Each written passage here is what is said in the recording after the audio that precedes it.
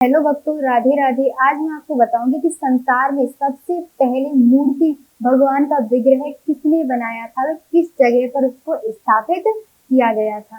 कहा जाता है कि भगवान श्रीमन नारायण की एक बार मनु जी ने बहुत तपस्या की थी। कहा जाता है कि ब्रह्मा के दाहिने हाथ से तो मनु की उत्पत्ति होती है और बाएं हाथ से शत्रुपा की उत्पत्ति होती है। मनु जिसने सृष्टि का पालन किया है, मनु जिससे सृष्टि में मनुष्य उत्पन्न हुए, वही मनु कहा जाता है कि दशरथ जी पहले मनु थे और शत्रुपा की कौशल्या माता।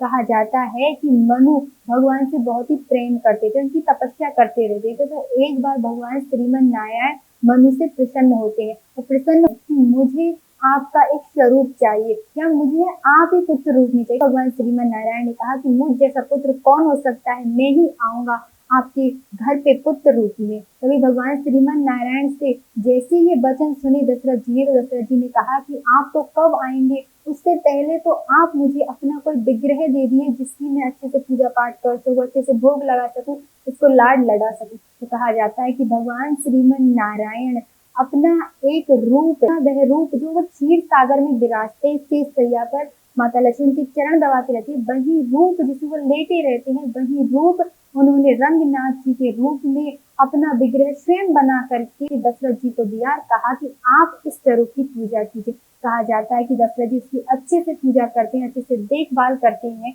लेकिन एक समय आता है जब भगवान श्री राम उसी रघुवंश में, जिसमें दशरथ जी थे, जिसमें वह रंगनाथ जी अब विग्रह उनको मिला, कुल में होते हैं राम जी। कहा जाता है कि राम जी वनवास जाते हैं, तो जो राम जी वनवास जाते हैं, राम जी वनवास खत्म करके जब अयोध्या की ओर आते हैं, तो रावण को मार करके जब विभीषण को राजा बनाते हैं, तो विभीषण को राजा बनाते हैं लंका का, तभी विभीषण जी कहते हैं कि मुझे आपके साथ चलना है, मुझे भी अयोध्या चलना है। जब पहली बार विभीषण जी को अयोध्या लेकर के आते हैं भगवान श्री राम, तो सभी को अपने प्रभु से मिलाते हैं। भगवान श्री राम के प्रभु कौन है? वही रंगनाथ जी। वे उनसे मिलाते हैं। देख करके विभीषण जी कहते हैं कि यही तो आप ही है, इस अयोध्या में आप साक्षात रूप में आ गए हैं, आप राम के रूप में आ गए हैं, तो इस विग्रह की पूजा आप ही क्यों कर रहे हैं। तभी भगवान श्रीमन नारायण यानी कि राम जी ने कहा कि तुम कहना क्या चाहते हो विभीषण। तो विभीषण जी ने कहा कि हे प्रभु, मुझे सिर्फ आप चाहिए। अब आप वहां से आ गए हैं, तो आपका यह जो स्वरूप है मुझे बहुत प्यारा लग रहा है, तो आप अपने इस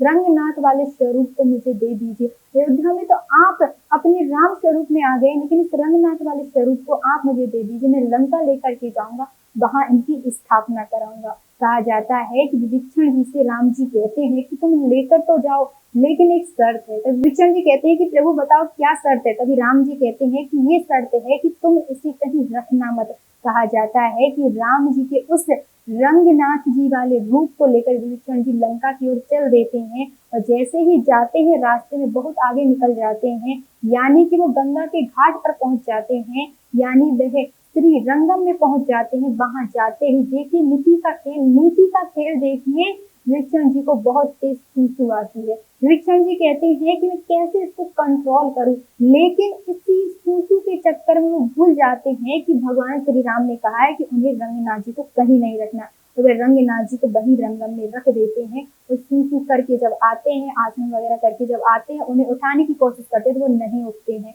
काफी कोशिश करते हैं लेकिन वो नहीं उठते। तब तो भगवान से प्रार्थना करते हैं, प्रभु ये आप यहीं पर स्थापित क्यों हो गए, मैं आपको लंका ले जा रहा हूँ। तभी भगवान श्री राम ने कहा कि मैंने तुमसे कहा ना कि तुम मुझे कहीं भी मत रखना, जहां तुम रखोगे वहीं मैं स्थापित हो जाऊं। तब विभीषण जी ने कहा कि हे प्रभु, मुझसे गलती हुई, लेकिन अब आप मुझे क्षमा कीजिए, चलिए आप मेरे साथ।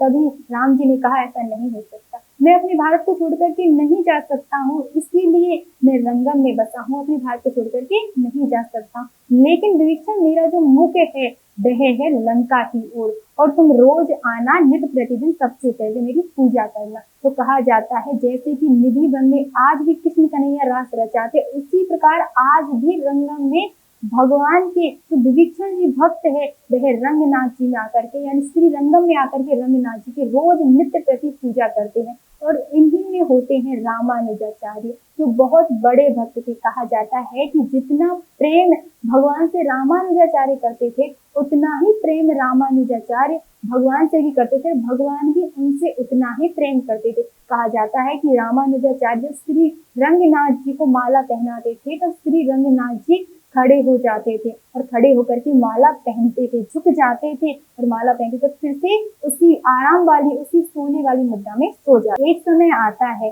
जब भगवान रंगनाथ जी के भक्त रामानुजाचार्य की मृत्यु हो जाती है, उसके लिए जो अर्थी तैयार की जाती है उसे ले जाया जाता है, तभी श्री रंगनाथ जी रोने लग जाते। वो कहते हैं कि मेरे भक्त को मुझसे दूर मत लेकर के जाओ, मेरे भक्त को मुझसे दूर मत लेकर जाओ। तभी सभी भक्तों ने कहा ये प्रभु अब ये मर गया है, अब आप इसे अपने पास कैसे रख सकते। तभी श्री रंगनाथ जी ने कहा कि नहीं मैं रख सकता हूँ। और कहा जाता है श्री रामानुजाचार्य को वहीं बैठा दिया जाता है और आज 1000 साल बीत गए हैं लेकिन श्री रामानुजाचार्य ऐसे के ऐसे ही बैठे हुए हैं। वैज्ञानिक इन बातों को सुनते तो हैरान हो जाते। कहा जाता है कि 1 साल में एक बार उनका चंदन से लेप किया जाता है और वही ऐसे के ऐसे ही बैठे हुए हैं। आज हम किसी मृत शरीर को 2 दिन भी छोड़ दे या फिर 1 महीना या फिर कुछ दिन छोड़ दे तो उसमें से दुर्गंध आने लगती है। लेकिन आश्चर्य की बात है ये भगवान की कृपा, ये भगवान के भक्त जो ऐसे के ऐसे 1000 वर्ष तक बैठे हुए, ना ही कोई लकड़ी की ना कोई पत्थर की मूर्ति है, साक्षात इनका जो शरीर था वही उसी की मूर्ति बनी हुई है, उसी वही इनका साक्षात जो शरीर था मृत शरीर है वही ऐसे कैसे बैठा हुआ है। यह है भगवान की भक्तों की महिमा, भगवान की महिमा जिसके बारे में कोई भी कुछ भी नहीं कह सकता। भगवान की महिमा अपरंपार है, जितना हम भगवान से प्रेम करते हैं उससे दुगना भगवान हमसे प्रेम करते। एक बार भगवान से प्रेम करके तो देखो जैसे रामानुजाचार्य ने किया था, तभी तो भगवान ने उन्हें अपने पास रख लिया था। लेकिन ये भी कहा जाता है कि रामानुजाचार्य कोई साधारण नहीं थे। कहा जाता है कि रामानुजाचार्य लक्ष्मण जी के अवतार थे